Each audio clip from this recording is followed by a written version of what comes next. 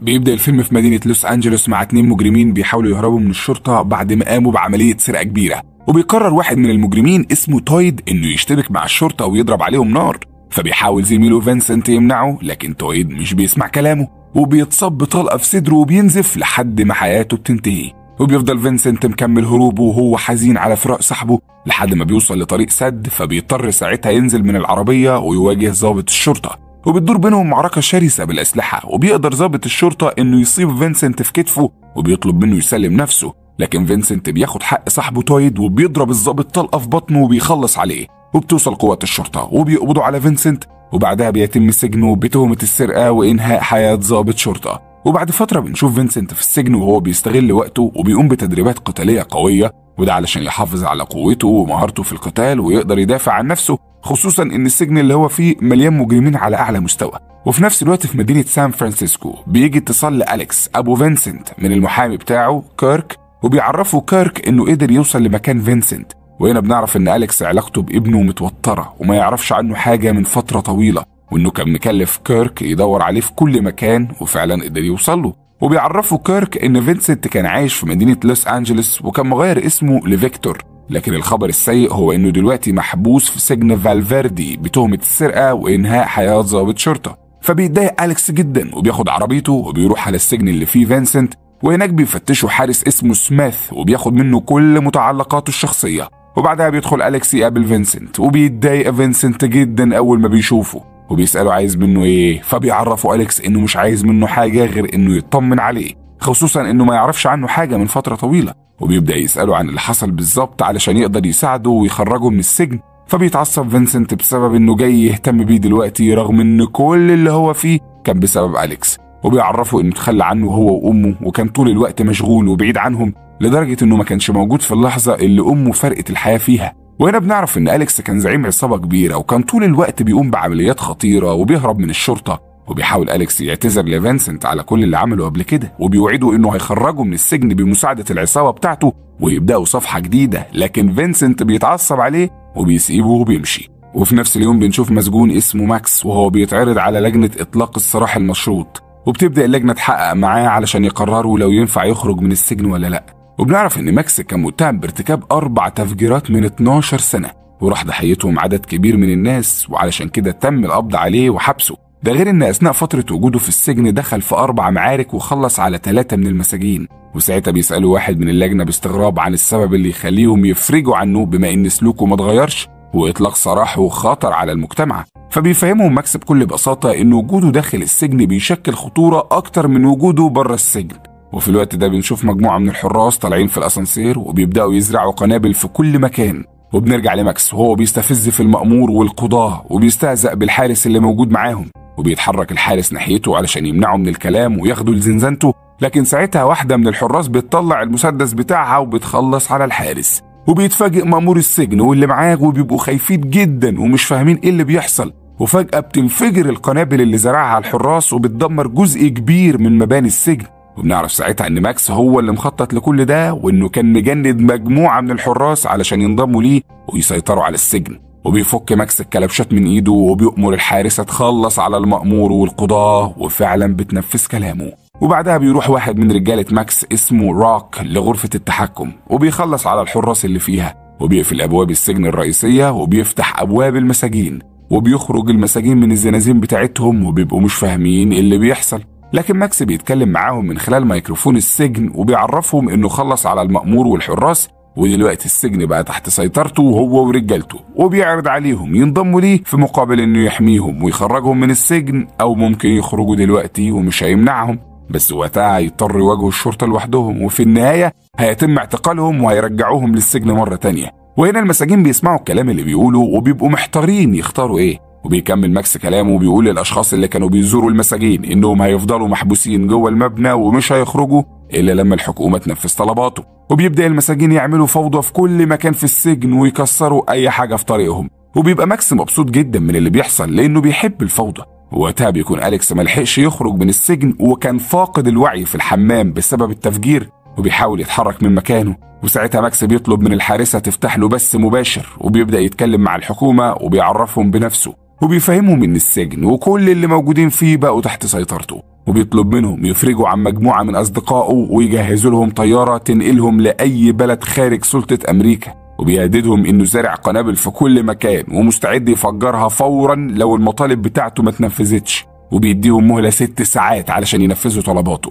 وفي الوقت ده بيخرج أليكس من الحمام وبيحاول يفهم اللي بيحصل، وبيتفاجئ بواحد من الحراس قدامه وبيلاحظ اسم سميث على بدلته، لكن بيكون شخص مختلف عن اللي قابله عند البوابة. وهنا بيفهم أليكس إنه واحد من العصابة، وبيفهمه أليكس إنه فقد الوعي وقت الانفجار، وبيسأله عن اللي حصل، فبيعرفوا المجرم إن في مسجون سيطر على السجن وبيحاولوا يقبضوا عليه. ووقتها أليكس بيفهمه إنه كشف وعرف إنه من العصابة، فبيطلع المجرم سلاحه وبيضرب نار على أليكس، وفي ردة فعل سريعة بيهجم أليكس عليه وبيخلص منه وبياخد السلاح. وبيسمع واحد من العصابة صوت ضرب النار وبيكلم زميله على اللاسلكي، فبيرد عليه أليكس وبيتظاهر إنه من العصابة، وبيعرفوا إنه واحد من الرهاين كان بيحاول يهرب وهو خلص عليه. وبتوصل قوات الشرطة بقيادة كابتن كولمان وبتحاصر السجن من كل مكان، وبيبلغوا واحد من الضباط إن حصل تفجيرات في بعض مباني السجن وهرب مجموعة صغيرة من المساجين، وإن المسؤول عن التفجيرات دي هو خبير المتفجرات ماكس شاندلر. وأول ما كولمان بيسمع الاسم بيفتكره على طول، وده لأن ماكس كان ضابط سابق في قسم المتفجرات في شرطة لوس أنجلوس، وكان هو وكولمان زمايل. وبيروح ماكس يقابل المساجين اللي عايزين ينضموا لرجالته، وبيكون من ضمنهم فينسنت، وبيبدأ ماكس يتكلم معاهم، لكن في وسط كلامه بيقاطعوا واحد منهم اسمه ريكو، وبيأكد له إنه في خدمته ومستعد ينفذ أي حاجة يأمروا بيها. فبيقرب منه ماكس وبيخلص عليه فورا وسط استغراب كل الموجودين، وساعتها بيفهمهم إنهم ما ينفعش يثقوا في أي حد على طول وإلا هتواجههم مشاكل كتير. وبعدها بيسألهم لو حد منهم يعرف مكان مستودع الأسلحة، وبيفهموا فينسنت إنه يعرف مكانه. ووقتها ماكس بيأمر راك المساعد بتاعه بإنه ياخد المساجين لمستودع الأسلحة ويوزعها عليهم. وفي نفس الوقت بيتواصل كولمان مع ماكس من خلال ميكروفون السجن، وفي الأول بيوجه رسالة للمساجين وبيعرفهم إن أي مسجون هيحاول يهرب هيتم القبض عليه وهيتحاكم. وبعدها بيوجه كلامه لماكس وبيفهموه إنه عرف طلباته لكن هتاخد وقت عقبال ما تتنفذ. فبيتظاهر ماكس إنه بيخلص على واحد من الرهاين وبيقوم، وبيفهم كولمان إن طلباته لو ما تنفذتش خلال المهلة اللي مديها لهم هيخلص على الرهاين واحد ورا التاني، ولو أي حد حاول يقتحم مبنى السجن أو يقوم بعمل بطولي هيتم إنهاء حياة الرهاين كلهم. ووقتها كان أليكس سمع كلام كولمان من خلال الميكروفون، وبيتصل بالشرطة وبيخليهم يوصلوه بكولمان، وبيتكلم معاه وبيعرفوا إنه واحد من زوار السجن وقدر يهرب من العصابة بعد ما خلص على واحد منهم، وبيحذروا من إنه يوافق على طلبات ماكس، وبيعرفوا إنه شاف العصابة بتنقل الرهاين للكافيتيريا بتاعت السجن. وفي اللحظة دي بيسمع أليكس صوت 2 من العصابة، فبيقرب منهم وبيفضل مراقبهم لحد ما واحد منهم بيدخل الحمام، وساعتها بيهجم على التاني وبيخلص عليه بهدوء. وأول ما زميله بيخرج بيضربه هو كمان بالنار وبينهي حياته. وبعدها بيتحرك أليكس وبيشوف 2 تانيين من العصابة، فبيضرب واحد منهم بالنار وبيطعن التاني وبيخلص عليهم. وفي الوقت ده كان فينسنت والمساجين وصلوا لمستودع الأسلحة، وبيبتدي راك يوزعها عليهم، لكن فينسنت بيرفض وبيعرفه إنه خد عهد على نفسه إنه ما يستخدمش سلاح تاني، وده بعد ما كان السبب في دخوله السجن. وبيحاول راك يقنعه وبيفهمه إنه زي ما كان سبب في دخوله السجن هيكون سبب في خروجه منه دلوقتي. وفعلا بيقتنع فينسنت وبياخده منه. وبيتصل ماكس بكولمان وبيسأله لو كانت الحكومة أفرجت عن زمايله ولا لأ، لكن كولمان بيفهمه إنه محتاج شوية وقت. وساعتها بيتعصب ماكس وبيتظاهر إنه بيخلص على واحد تاني من الرهاين، وبيعرفوا إنه مش بيخدعهم أو بيضحك معاهم، وإنهم بالطريقة دي بيعرضوا حياة الرهاين الباقيين للخطر. فبيخاف كولمان وبيفهموا إنه كل طلباته هتتنفذ في أسرع وقت. وساعتها أليكس بيلاحظ وجود 3 من المساجين مسلحين، فبيرمي عليهم قنبلة دخان وبيهجم عليهم، وبيقدر يخلص على 2 منهم والتالت بيهرب.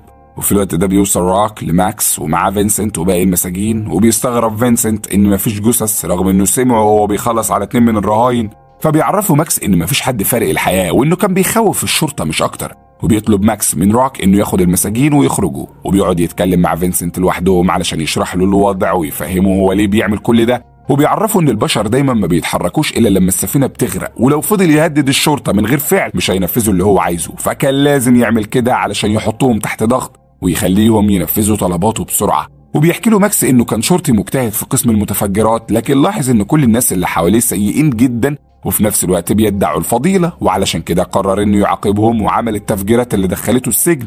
وبيسأله فينسنت عن الناس اللي طلب من الشرطة تفرج عنهم، فبيقول له إنه ما يعرفش حد منهم، بس هو بيحط القانون قدام اختبار كبير، يا اما يفرج عن مجرمين او يواجه مجرم زيه ويخسر حياة الرهاين.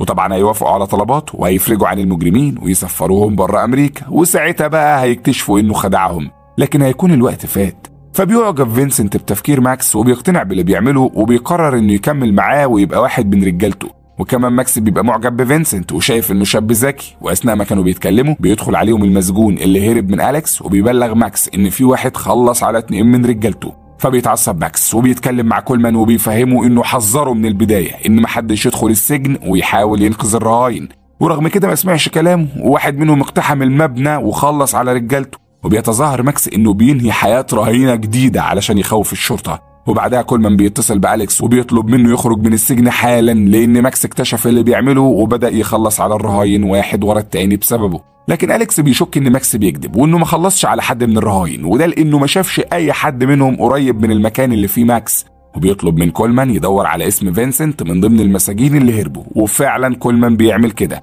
وبيعرفه ان اسمه مش من ضمنهم. فبيفهم أليكس ان ابنه لسه جوه، وبيعترف لكولمان ان فينسنت يبقى ابنه وانه مش هيخرج الا وهو معاه. وساعتها ماكس بيبقى متعصب جدا وبيقول لرجالته ان اللي اتخلص من زمايلهم مش واحد من الحراس، لانه خلص عليهم كلهم، وكمان مش واحد من الشرطه لانه اشتغل معاهم وعارفهم كويس، وبيشك انه ممكن يكون من القوات الخاصه بسبب قدرتهم على اقتحام اي مكان من غير ما حد يحس بيهم. وبيأمر رجالته يروحوا يدوروا عليه، واللي هيوصل له هياخد مكافأة $1,000,000. وبيفضل أليكس ماشي في ممرات السجن وبيدور على أفراد العصابة لحد ما بيوصل المطبخ، ولما بيفتح التلاجة بيتصدم بمجموعة كبيرة من الجثث.